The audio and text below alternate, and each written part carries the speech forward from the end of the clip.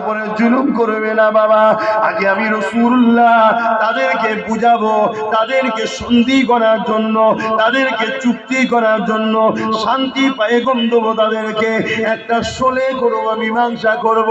যদি বাবা এই চুক্তি সলেতে শান্তিতে যদি তারা মক্কায় ফিরে চলে যায়, মদিনার উপরে হামলা না করে বাবা, তাহলে আমরা পুনরায় ফিরে চলে আসব।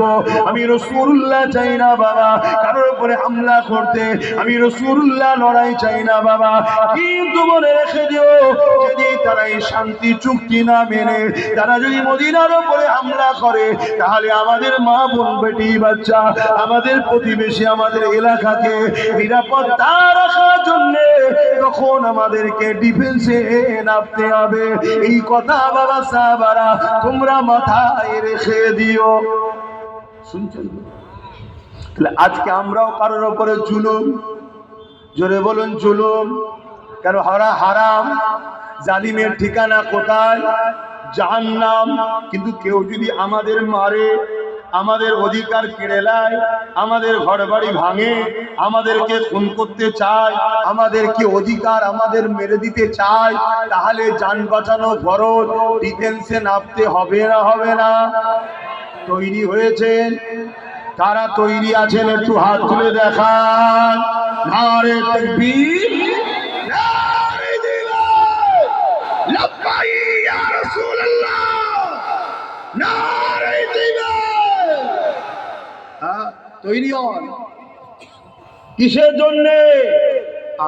নিজেকে, নিজের পরিবার, বাচ্চা, আত্মীয় স্বজনের অধিকার নিয়ে বেঁচে থাকার জন্য তৈরি হন, কারোর উপরে জুলুম করার জন্য না। আমি আবার বলে যাচ্ছি, আবার একবার বলছি, জুলুম করা ইসলামে, জোরে বলে, হারাম। খুব মনে রাখবেন। আচ্ছা, আমার আওয়াজ অসুবিধা হচ্ছে না তো? অনেকে মনে করে ইসলাম শুধু ভালো কাজ করার নাম, ইসলাম শুধু ভালো কাজ করব এটা হলো ইসলাম। আরে ইসলামে ভালো কাজ যেমন তোমাকে করতে হবে ব্যক্তি জীবনের জন্য, তেমন অন্যায়কে মিটাবার নামও ইসলাম। ধরে বলুন সুবহানাল্লাহ।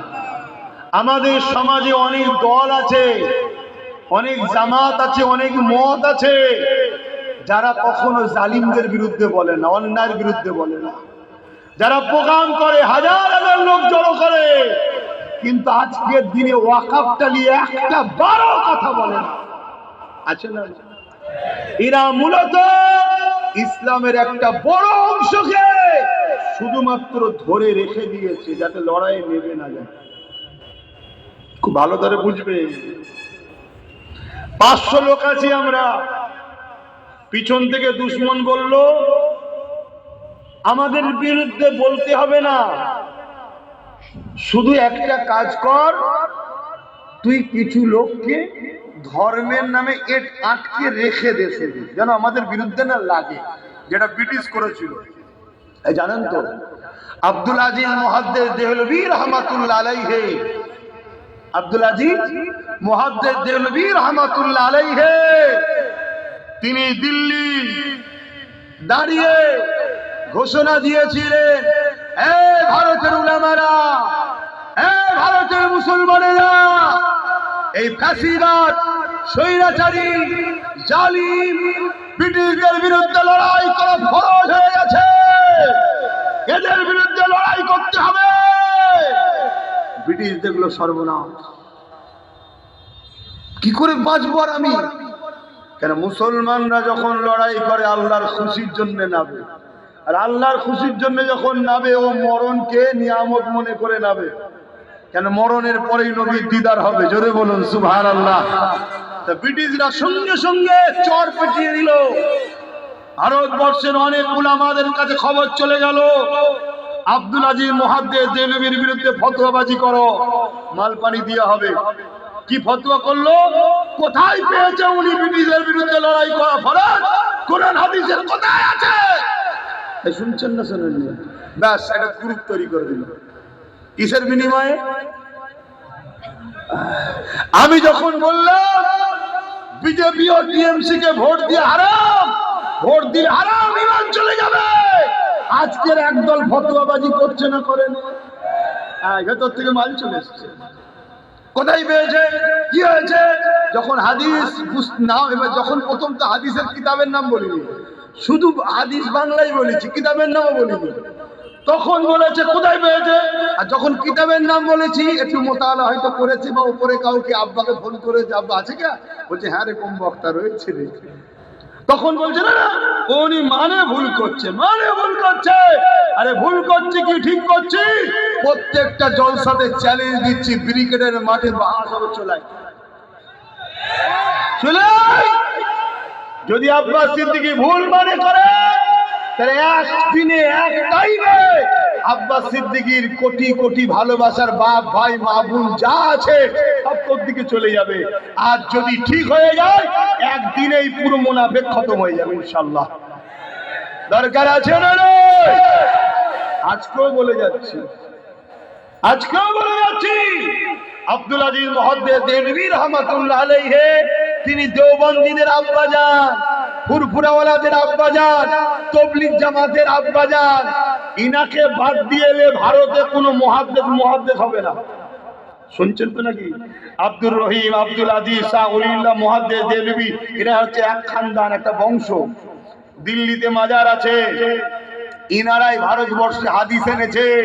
ওয়ালা হাদাসানা অমুক, হাদাসানা অমুক, হাদাসানা অমুক, হাদাসানা অমুক। এই হাদিসের সনদ রাবীদের নাম বলতে গেলে ইনাদের নাম নিতে হবে। শুনছেন তো নাকি? ইনারা মক্কা মদিনা থেকে হাদিস হিন্দুস্তানি এনেছে।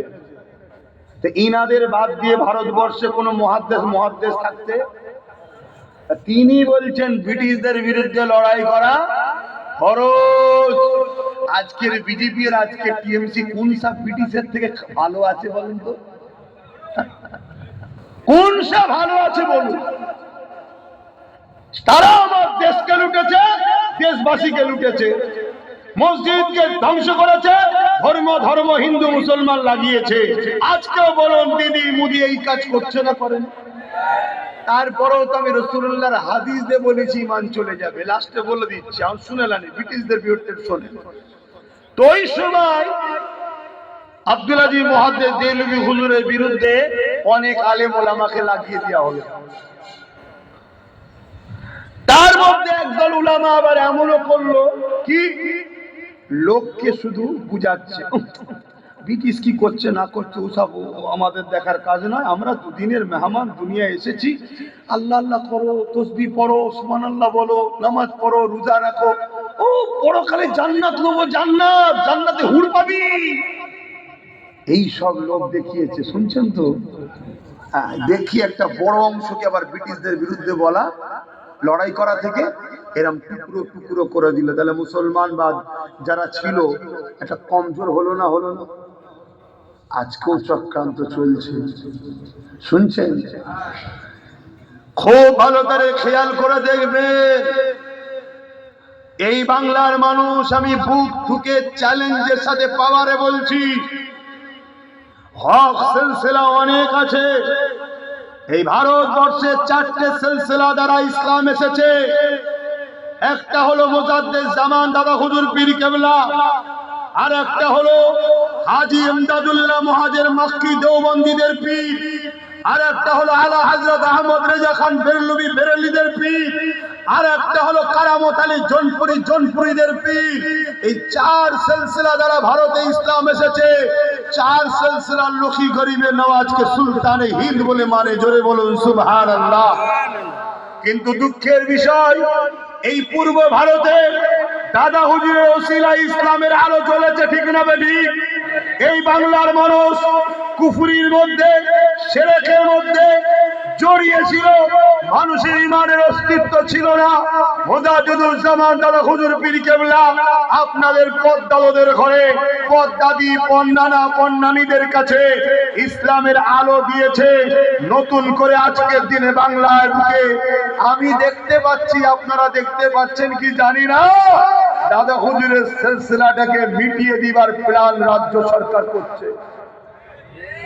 যদি বলেন আপনি রাজ্য সরকারকে দেখতে পারেন না তাই বলছেন, আরে একে মিটাবার জন্য আমি কখনো মিটাতে পারবো না, আর একে বাঁচাতো আমি কখনো। একে মিটাবার জন্য আমার আল্লাহ যথেষ্ট, ঠিক না বেটি? না, হাকিকাতটা আপনাকে প্রমাণ দিচ্ছি। রাজ্য সরকার দেখছে, বিগত দিনে এই বাংলায় কোন সরকার ছিল, যখনই ভুল রাস্তায় পা দিয়েছে, মাদ্রাসায় জঙ্গি তৈরি হয় বা একটা চরিত্রহীন নারীকে যখন আশ্রয় দিল, সর্বপ্রথম আওয়াজ উঠেছিল কোন দরবার থেকে? সেই দাদা হুজুরের কোন আওলাদ কিন্তু উঠে দাঁড়িয়েছিল। আমি তার পক্ষে বিপক্ষে কোনো কথা বলতে এখানে আসিনি, কিন্তু দাদা হুজুরের আওলাদ উঠেছিল না ওঠে? তো যুগে যুগে তার আগেও যখন কংগ্রেসের সময় ছিল, তখনও যখন তারা অন্যায় করেছিল, সেই দাদা হুজুরের বংশের আওলাদই কিন্তু উঠে দাঁড়িয়েছিল। আজকেও যখন রাজ্য সরকার জুলুম করছে, এর বিরুদ্ধে সেই দাদা হুজুরের আওলাদই কিন্তু মুখ খুলেছে। আপনারা জানেন কি জানি না, এই নদীটা পার হয়ে যাওয়ার পর একটা মসজিদ রয়েছে, চুচুড়া মসজিদ, চুচুড়া মাদ্রাসা, যার আজকের বাজার 10 থেকে 15,000 কোটি টাকা সম্পদ। সেই জায়গাটাকে রাজ্য সরকার তালা মেরে দিয়েছিল। এজন্য তালা মেরেছিল, আস্তে আস্তে ওটা নীরবে ধ্বংস হয়ে যাবে, প্রমোটিং করে 10-20 হাজার কোটি টাকায় বিক্রি করে দেবে। আমি সেখানে দাঁড়িয়ে আমার ভালোবাসার মানুষদের নিয়ে এপার থেকে অনেকে নদী পার করে গিয়েছিল। তারা গিয়েছিলে, কিয়ামতের দিন তোমরা সাক্ষী দেখো, তোমার কোনো ভালো কাজ আছে কি জানি না, আমার কোনো ভালো কাজ আছে কি জানি না, খোদার ঘরকে জালিমদের হাত থেকে রক্ষা করেছি, বিশ্বাস করে আছি, বিশ্বাস করে রাখো, ইনশাআল্লাহ এর বিনিময়ে আমরা নাজাত পেয়ে যাব। জোরে বলুন সুবহানাল্লাহ, বলো ইনশাআল্লাহ। আল্লাহু আকবার। ভাইরা আমার, মন দিয়ে শোনেন না, আমার তকবীর বেশি দেবেন না। ভাইজান আমার, মন দিয়ে শোনেন। তাহলে আজকে সেই ফুরফুরার আওলাদি উঠেছে না ওঠে? তো শাসক দেখছে এই সিলসিলাটাকে শেষ করতে হবে। কেন? দাদা হুজুর হলেন আহলে সুন্নাত ওয়াল জামাতের ইমাম। দাদা হুজুর ব্রিটিশদের বিরুদ্ধে লড়াই করেছে না করে? কলিকাতায় দাঁড়িয়ে ব্রিটিশ হুকুমতকে হুঙ্কার দিয়ে বলেছিল, এ ব্রিটিশ হুকুমত শুনে রেখে দাও, আল্লাহর ঘরের পাশ দিয়ে যদি বাজনা বেজিয়ে যাওয়া হয়, তাহলে আমি আবু বকর একা নয়, তোমার বিরুদ্ধে লক্ষ লক্ষ আবু বকর লড়াই করবে। তখন ব্রিটিশ বড়লাট দিল্লির দিকে চিঠি চলে গেল, সেখান থেকে এসে হাজির দাদা হুজুরের সঙ্গে বসলেন, বসে বললেন, ফুরফুরার হযরত, আপনি শান্ত হন, যেটা বলবেন সেটা হবে। লিখা শুরু হয়েছে, বড় মসজিদের পাশ দিয়ে না বাজনা বেজিয়ে যাওয়া যাবে না।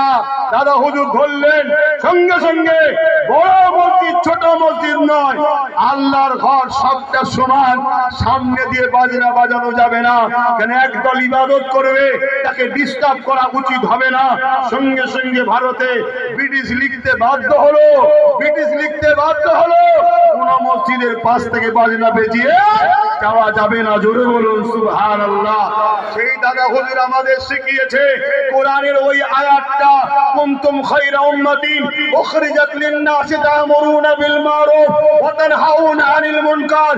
ইসলাম নামক ট্রেনটা, ইসলাম নামক গাড়িটা, যে গাড়ির প্যাসেঞ্জার তুমি আমি, ওই ট্রেন, ওই গাড়িটা দুটো পাট্টির উপর দিয়ে যাচ্ছে, একটা হলো ন্যায়ের পক্ষে আর একটা হলো অন্যায়ের বিরুদ্ধে, এর নাম হলো ইসলাম। জোরে বলুন সুবহানাল্লাহ। তাহলে ন্যায়ের পক্ষে থাকতে হবে, অন্যায়ের বিরুদ্ধে থাকতে হবে। কেউ যদি ন্যায় করে, অন্যায়ের বিরোধী না করে, জানতে হবে ট্রেন অ্যাক্সিডেন্ট হবে, কেন দুটো পাট্টি ছাড়া গাড়ি যায়। কথা আমাদের ঢুকছে তো? এটা কোরআন বলছি, কোরআন। আজকে দেখছে দাদা হুজুরের সিলসিলার মুরিদগুলোকে যদি দাদা হুজুরের থেকে সরিয়ে অন্য কোন হুজুর বা অন্য কোন দলে ঢুকিয়ে দেওয়া যায়, তাহলে আমরা যাই করি বিরোধী করার লোক দাদা হুজুর আওলাদরা পাবে না। শুনছেন না শোনেন না? কিন্তু বলো, এই লড়াই কি শুধু আমার মসজিদের জন্য না সবার মসজিদের জন্য? এই লড়াই কি শুধু আমার কবরের জন্য না সবার কবরস্থানের জন্য? এই লড়াই কি শুধু আমার মাদ্রাসার জন্য না সবার মাদ্রাসার জন্য? ওয়াকাফ তো সবার, কিন্তু আজকে চিল্লাচ্ছে কোন? কেউ তো বলছে না। সেই দাদা হুজুরের আওলাদ একটা হোক আর একাধিক হোক, দাদা হুজুরের আওলাদ বা দাদা হুজুরের সিলসিলার উলামা, আমি কাউকে ছোট করছি না, আমি জানাতে চাইছি মুখ খুলুন, সবাই মুখ খুলুন। আমরা ঘুমিয়ে পড়েছিলাম এই বলে যে বাবরি মসজিদের কেস যখন চলছে এখন আন্দোলন করার দরকার নেই, হঠাৎ করে রায় উল্টো হয়েছে না হয়নি? ওয়াকাফ নিয়েও আমরা যদি ঘুমিয়ে পড়ি হঠাৎ করে রায় উল্টো হয়ে যাবে। এই ওয়াকাফকে যদি বাঁচাতে চান কন্টিনিউ আন্দোলন দরকার। কমসে কম প্রতিটা জুম্মায় প্রতিটা মসজিদের ইমাম একটা লাইনে যেন বলে, মুসল্লি ভাইরা এই মসজিদকে যদি বাঁচাতে চান ভুলে যাবেন না ওয়াকাফের কথা। আপনি বলবেন আমার মসজিদ তো আখবেলিল্লাহ নয়, আরে প্রথম আখবেলিল্লাহ নেবে তারপরে তোরটা নেবে। কথা বুঝে আসছো তো নাকি? এটা বলা দরকার আছে না নাই? প্রত্যেকটা জলসায় প্রত্যেকটা বক্তা প্রত্যেকটা ওয়াইজি প্রত্যেকের এক লাইন বলা দরকার আছে না নাই? ওয়াকাফের দুশমন বিজেপি সরকারের থেকে সাবধান থাকবেন এবং সেই বিজেপি সরকারের আইনকে রাজ্য সরকার মেনে নিয়েছে, এই গাদ্দারের থেকেও সাবধানে থাকবেন, এটা বলা দরকার আছে না? বেশি নাই নাই বলবে যাক, এতটুকু তো বলা দরকার। বলছে খুব ভালো করে বোঝেন, আমার কি আছে রে বাবা, আমার কি আছে? এই বিরোধী করার জন্য আমার জলসায় অনেক ডিস্টার্ব হয়, এই বিরোধী করার জন্য আমার সঙ্গে অনেক লোক সাহস করে মিশতে পারে না প্রকাশ্য, সবার কলজে ঈমান তো সমান নয়।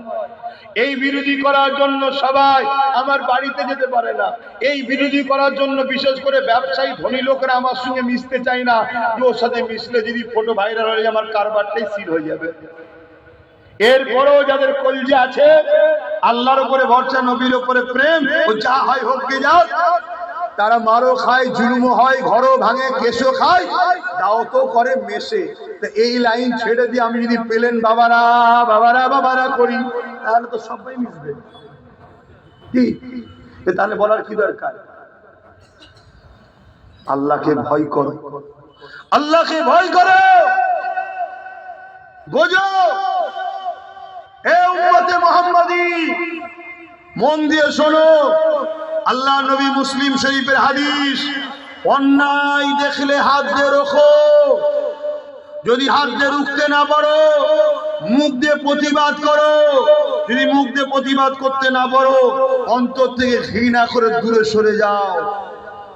একটা গরিব মানুষ যদি দুর্বল হয় সে নাই ঘৃণা করে দূরে সরে গেল, আমার পিছনে কোটি লোক রয়েছে, আমি একবারও বলবো না যে ওয়াকাফটা বাঁচাবার জন্য আমাদেরকে এক হওয়া দরকার, সেটাও বলতে পারছেন না। তাহলে জানতে হবে দাল মে কুছ। একটু ভাবো, সাধারণ ছেলে, তোমার বাচ্চা কি করবে? তোমারই তো এখন কাজ নেই, টোটো কোম্পানি ঘুরে বেড়াচ্ছ, এখানে ঘুরছে ভাই একটু কাজ করে দেবো, একটু গাড়ি মুছে দেবো, এই হাল হচ্ছে না হয়নি? তাহলে তোমার বাচ্চাগুলোর কি হবে একটু ভাবছো? শুধু ওয়াকাফ কেন, দুনিয়াতেও তোমাদের কল কারখানা কাজ কারবার পড়াশোনা সব ধ্বংস হচ্ছে না হয়নি? হ্যাঁ, তুমি ভাবছো আমার ছেলেকে মাদ্রাসায় পড়াবো, মাদ্রাসাগুলো তো নীরবে ধ্বংস হচ্ছে। মাদ্রাসা ভ্যাকান্সিতে 10,000 পদ খালি, শিক্ষক নেই। কেন? যাতে মাদ্রাসা শিক্ষাটা ধ্বংস হয়ে যায়। অন্য সরকার বোলডুজার দিয়ে ভাঙছে, এই সরকার দরদি সরকার, মুসলিম দরদি সরকার, ঘুমটা দিয়া সরকার শিক্ষক বন্ধ করে মাদ্রাসাকে শেষ করছে। আর যখন আনরেড মাদ্রাসা শিক্ষক শিক্ষিকারা বলল বাচ্চাদেরকে মিড ডে মিল দাও, তখন সরকার বলছে কুকুরের বাচ্চাকে মিড ডে মিল দেবো, তো মাদ্রাসার বাচ্চাদের মিড ডে মিল দেবো না। যখন আন্দোলন করতে গেছে আমার বোনেদের পেটে লাথি মারছে পুলিশ দিয়ে। এই হায় বদদুয়া আমাদের লাগবে না? শুধু কি ওয়াকাফ? ওবিসিটা কি? ওবিসিটা কি জানো? ওবিসি যদি শেষ হয়ে যায়, এ মুসলমানের ছেলে, যাদের জন্য লড়াই করে বুথের মেম্বার হচ্ছিল, শুধু বুথটাতে কমসে কম আছি তো আমি, ওই বুথও আর দাঁড়াতে পারবে না ওবিসি চলে গেলে। বোঝেন তো নাকি? ওই বুথে যে দাঁড়ায় না পঞ্চায়েত ভোটে, বুথ মেম্বার, ওবিসি যদি শেষ হয়ে যায় কোন মুসলমান বুথ মেম্বারও হতে পারবে না। তোমাদের হুঁশই নাই মাথায়। তাহলে বলো কোথায় শেষ করছে? যখন বুথ মেম্বার আমাদের কেউ নেই, তাহলে আস্তে আস্তে পঞ্চায়েতে কেউ পাবে না, প্রধান কোন মুসলমান হবে নাকি? যখন পঞ্চায়েত শেষ তখন এমএলএ তার কাউকে পাবে না, যখন এমএলএ শেষ এমপি তো কাউকে পাবে না। আস্তে আস্তে তোমাকে নীরবে সাইড করে দিচ্ছে, তোমার হুঁশ নাই।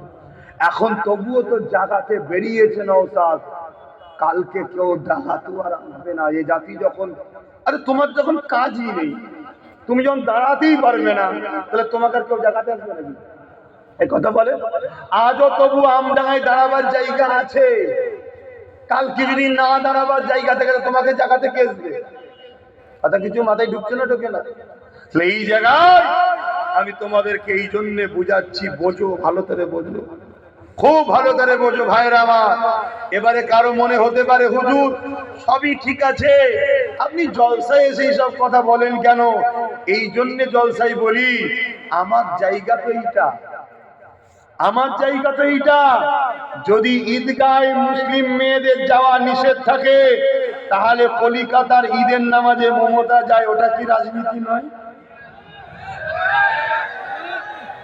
ইফতার পার্টিতে সারাদিন আমরা রোজা রেখে রাখলাম, ইফতার পার্টির নামে বেঈমান বেরোজাদার নেতাগুলো নিয়েছে হুড়োহুড়ি করা, দাঁড়িয়ে বলে দিদি এই দিয়েছে ওই দিয়েছে, এটা রাজনীতি নয়? তারপরে বিশ্ব নবী দিবস পিছনে লেখা আছে, আর সেখানে নাপাক অপবিত্র পাক হতে পারে না, নবিয়ানা মেম্বারে দাঁড়িয়ে এই করে দিয়েছি ওই করে দিয়েছি, ওটা কি ধর্ম নিয়ে রাজনীতি নয়? আর আমি যখন নবী বংশের ছেলে কোরাইশ খানদান নবীর মেম্বারে দাঁড়িয়ে নবীর দুশ্মন, ইসলামের দুশ্মন, আজকের ফেরাউন, আজকের নমরুদদের বিরুদ্ধে বলবো, কোন মুসলমানের যদি মনে হয় হুজুর এখানে বলছেন কেন, আমি বলবো আপনি একটু ভাববেন, না হয় আপনিও গুনাহগার হয়ে মরবেন। কথা বুঝে আসছে না? না, এই জায়গায় বলা সেই দিন বন্ধ করে দেব যেই দিন রাজনীতির নেতারা ধর্মীয় জায়গা আসা বন্ধ করে দিয়ে রাজনীতির জায়গায় দাঁড়িয়ে মানুষের সেবা করবে, ধর্মের ক্ষতি করা বন্ধ করবে। কথা মাথায় ঢুকলো? এখন আমার শেষ কথা, রাসূল কি বললেন? অন্যায় দেখলে হাত দিয়ে রুকে দাও, রুকে দাও, হাত দিয়ে রুকে দাও, প্রতিবাদ নয়, রুকে দাও। কি রুখতে না পারো মুখ দিয়ে প্রতিবাদ করো। প্রতিবাদ করার ক্ষমতা নেই, তাহলে অন্তর থেকে ঘৃণা করে দূরে সরে যাও। আজকে বলো আমার মসজিদ, মাদ্রাসা, কবরস্থান, ঈদগাহ যে ভাঙছে, এটা নাই না অন্যায়? আজকে সকালের রিপোর্ট, দিল্লিতে একটা মসজিদ 125 বছরের সম্ভবত কাল রাত্রিরে পুলিশ দিয়ে বুলডোজার দিয়ে দখল করা হয়েছে। যেমন ভাবে মুর্শিদাবাদে ঈদগাহকে দখল করা হচ্ছে বুলডোজার পুলিশ দিয়ে। এই কি বল, নদিয়াতে শুনছেন না শোনেন? এটা কি অন্যায় নয়? এটা হ্যাঁ কি না বলবেন? তাহলে অন্যায় দেখলে রাসূল কি বললেন? হাত দিয়ে রোখো। যদি হাতে রুখতে না পারো, অন্যায়কারীদের বিরুদ্ধে মুখ দিয়ে প্রতিবাদ করো। যদি প্রতিবাদ করতে না পারো, অন্তত ঘৃণা করে দূরে সরে যাও।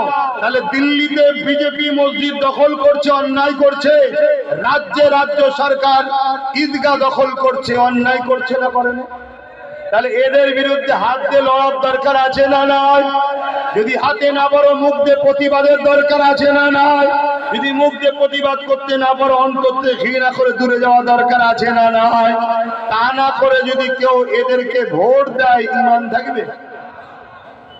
আরেকটা হাদিস, রাসূলুল্লাহ বললেন অন্যায় দেখলে, এই কেউ যদি অন্যায় করে, জালিম অত্যাচারী জানার পরেও যদি কোনো মুসলমান তার সাথ দেয়, ওই মুসলমান ইসলাম থেকে বেরিয়ে যাবে। এরা এই যে মসজিদ ঈদগাহকে ভাঙছে, দখল করছে, এটা অন্যায় না অন্যায় নয়? জুলুম করছে না করেনি? এরা জালিম না জালিম নয়? জালিম যখন জালিমকে ভোট দেওয়া মানে শক্তিশালী করা, রাসূলুল্লাহর হাদিস অনুযায়ী তারা ইসলাম থেকে বেরিয়ে যায়। শুনছেন? এই জায়গায় দাঁড়িয়ে থেকে আজকের এই মানুষগুলোকে জানতে চাইছি, আপনারা কি ওয়াকফকে বাঁচাতে চান না? বলুন বলুন, বাঁচাতে চান না? কাদের সত্যি বাঁচাবার ইচ্ছা আছে একটু হাত তুলে সাক্ষী দেবেন, বা একটু লম্বা করে হাত তোলেন। কেউ হাত তুলতে বাকি আছে কি একটু দেখুন। কেন ভেতরে দেখা দরকার গাদ্দার আছে কি? কেউ নেই তো? হাত নামান। কেন আমাদের মধ্যে গাদ্দার আছে বলেই তো মার খেচ্ছি রে বাবা। বাইরের দুশ্মন আমার ঘরে ঢুকতে গেলে হাজারবার চিন্তা করতে হবে। হারা এমন কোন সিস্টেম নেই তো পা যেই দেবো চারিদিকে বেল বেজে উঠবে। আর কিন্তু ঘরের লোক যদি সেটিং এ থাকে, যে কোনো চিন্তা করবি নি, সব তার কেটে ফিউজ আউট করে রেডি করে দেবো, যাবি মাল নিবি, আমাকে শুধু 50% দিয়ে দিবি। তাহলে আমার ক্ষতি হবে না? হবে না? যেদিন আমার সংখ্যা কম ছিল সেদিন আমরা বিজয় লাভ করত। আজকে সংখ্যা এত মার খেচ্ছি কেন? ভেতরে গাদ্দার ঢুকেছে। এজন্য আমি সব জায়গায় কাতার আলাদা করে দিচ্ছি। গাদ্দার চেনো, ঝগড়া করুনি, শুধু চিনেরা করে সর্বনাশ। এ তো গাদ্দার রে, ব্যাস এইটুকু চিনে রাখো। কথা বুঝলেন? তাহলে ওয়াকাফ যদি বাঁচাতে চাও, আমি বলতে চাইছি বাঁচাবে এটা কিভাবে আমাকে একটু বুঝাও। আমার জানা মত দুটো বলবো, দেখো তো মেলে কিনা। প্রথম নম্বর হচ্ছে, সুপ্রিম কোর্ট যদি ওয়াকাফের পক্ষে রায় দেয়, ওয়াকাফ বেঁচে যাবে। তো সুপ্রিম কোর্ট এমনি এমনি রাইট দেবে নাকি? তাহলে কেস করতে হবে। জোরে বলো। রাজ্য সরকার কেস করেছে, কিন্তু নওশাদ কেস চালাচ্ছে, জানেন তো নাকি? হ্যাঁ। কিন্তু শুধু কেস করলে হবে না। কেস করে যদি আমরা ঠান্ডায় কম্বল মুড়ি দিয়ে শুয়ে থাকি, সুপ্রিম কোর্টের উপরও চাপ আছে না নাই? কেন কোর্টটা হয়তো বড় হতে পারে, যারা জজ তারাও তো মানুষ তো রে বাবা, তাদেরও বউ ছেলে পুলে আছে না নাই? হ্যাঁ, দুনিয়ায় কি হয় সবই তো জানো। ফোনে একটা হুমকি এলেই তো ব্যাস। তাহলে সেই জায়গায় পেশার আন্দোলন রাখতে হবে না? হবে না? তাহলে এই আন্দোলন আগামী দিন কলকাতায় যেতে হবে না? হবে না? হাত তুলে বলো, যেতে হবে না? হবে না? আগামী দিন কলকাতায় আসো, তার জন্য কাজ চলছে। কথা বুঝে আসছে? এটা একটা পাঠ। আর একটা পাঠ হলো, মন দিয়ে শোনো, এই আইনটা করেছে কারা? যাদের হাতে রাজ ক্ষমতা আছে, তাই তো? বাংলায় এই আইনকে লাগু করলো কারা? যাদের হাতে রাজ ক্ষমতা আছে। তাহলে রাজ ক্ষমতা দিয়ে এরা যেমন আইন করেছে, লাগু করেছে, আমরা যদি রাজ ক্ষমতা দখল করতে পারি, তাহলে এই আইনকে আবার ক্রস চিহ্ন দিয়ে আমরা আমাদের মসজিদকে ফিরিয়ে নিতে পারি না? পারি না? হ্যাঁ, জোরে বলে। আপনারা নিশ্চয়ই জানেন একটা মসজিদের নাম বলছি, আয়া সুফিয়া। নাম শুনেছেন? এটা কি না যে খবর টবর রাখেন না। আয়া সুফিয়াকে সেলিবিরা দখল করে নিয়েছিল। আবার আল্লাহ যখন আমাদের ক্ষমতা দিল, আমরা আবার আয়া সুফিয়াকে পুনরায় ফিরিয়ে নিয়ে নামাজ আবাদ করে দিয়েছি। জোরে বলুন সুবহানাল্লাহ। তাহলে এই জায়গায় যে ক্ষমতায় ওরা আমাদের মসজিদ মাদ্রাসাকে নিচ্ছে, ওই ক্ষমতা দখল করে আমাদের মসজিদ মাদ্রাসাকে বাঁচাতে হবে। কথাটা কি আমার বলা ভুল হচ্ছে? এই দুটো কথা কি আপনাদের মনোপুত নয়? কারা কারা আমার সঙ্গে একমত একটু সাক্ষী দেবেন? কষ্ট দিচ্ছি বারবার। শীতে হাত ঢুকিয়ে রেখেছেন আর বাবাজি শুধু বার করে দিচ্ছে হাত। কি হবে বল দেখি? হাত নামান। ছেলে বারবার হাত বার করেছে আর বাপ ভরে রাখবে মানে? হ্যাঁ, আমি একা কষ্ট করবো, বাপকেও কষ্ট করতে হবে। তো এই জায়গায় তাহলে এই দুটো মতে যখন একমত, তাহলে কলিকাতায় আমরা আন্দোলন করব। শুধু কলিকাতায় নয়, যতদিন না সুপ্রিম কোর্ট ফাইসাল্লা দিচ্ছে আমাদের আন্দোলন। জোরে বলুন। এক জায়গায় 100 বার আন্দোলন করতে হয়, করব। আন্দোলন আন্দোলন চলবে। পাশাপাশি রাজ ক্ষমতা দখলের লড়াই চলবে না? চলবে না? তাহলে কার সাথে করবেন? দিদির সাথে না মোদির সাথে? দিদির সাথে না মোদির সাথে? কেন মিডিয়াতে এই দুটো দল ছাড়া দল চেনে না। কি সেটিং হয়, এ থাক নাই ও থাক, হয় এ থাক নাই ও থাক, অন্য কেউ না আসে। কথা মাথায় ঢুকছে না? ঢুকে না? হ্যাঁ। আর বাংলায় বিজেপি ছিল 2011-র আগে, বাংলায় বিজেপি ছিল। একটু বাপেরা বলবেন, আমার নাই বয়স, হালকা বলছেন। বিজেপি ছিল কি বাংলায়? তো বাংলায় বিজেপি এলো কি করে? ধরুন এই গ্রামে একটা কোনো বাড়ি বড় লোক আছে, হয়তো একটা পাহারাদার রেখেছে 10-12টা, 50 বছর 60 বছর ধরে পাহারা দিচ্ছে, কোনোদিন চুরি হয়নি। এখন বাড়িওয়ালা তাকে সরিয়ে দিয়ে নতুন পাহারাদার এনেছে, আর তারপরে ঘন ঘন চুরি হচ্ছে। তাহলে সমস্যাটা কোথায়, পাহারাদারের না অন্য কোনো জায়গায়?